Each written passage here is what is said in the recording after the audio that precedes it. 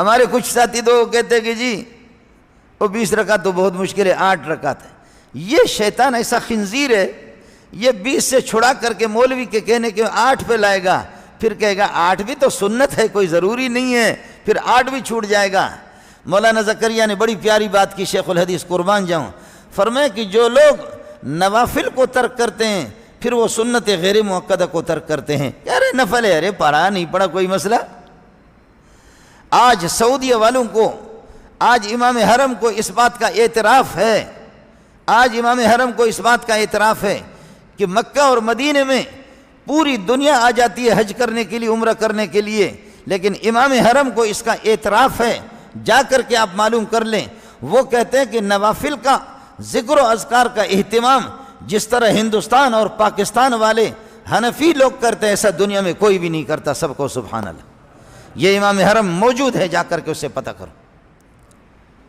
ماشاءاللہ، الحمدللہ الحمدللہ، یہ پاکستان اور ہندوستان اور بنگلہ دیش والے، لیکن اب ہم کچھ مولوی شارٹ کٹ نکلے، اوکے جی کوئی ضروری نہیں ہے، 20 رکعت کوئی ضروری نہیں ہے۔ تو حضرت شیخ الحدیث مولانا زکریا رحمۃ اللہ علیہ فرماتے ہیں جو لوگ نفلوں کو ترک، ارے بھائی نفل کوئی ضروری نہیں ہے، نفل کو ترک کیا وہ سنت غیر موقع، گناہ میں ترقی ہوتی ہے، گریڈ بڑھ جاتے ہیں، آہستہ آہستہ جاتا ہے۔ سنت کو ترک کر دیا، نفل کو، سنت غیر موقدہ کو ترک کرے گا، سنت غیر موقدہ کو ترک کر دیا تو پھر سنت موقدہ کو ترک کرے گا، چند دنوں کے بعد پھر واجب کو ترک کرے گا، چند دنوں کے بعد پھر فرض کو ترک کرے گا، اور چند دنوں کے بعد وہ مرتد ہو جائے گا۔ جی ہاں، مزے کی بات تو یہ ہے کہ کبھی کبھی لوگ مرتد ہو بھی جاتے ہیں لیکن پھر بھی مومن اپنے آپ کو سمجھتے ہیں۔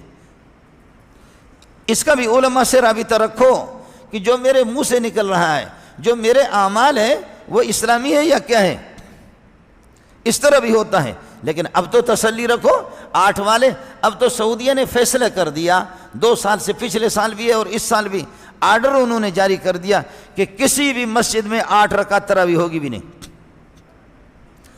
اب تو یہ ہو گیا، اس قسم کے لوگوں سے بھی اللہ کام لے رہا ہے، شکر اچھا ہو گیا۔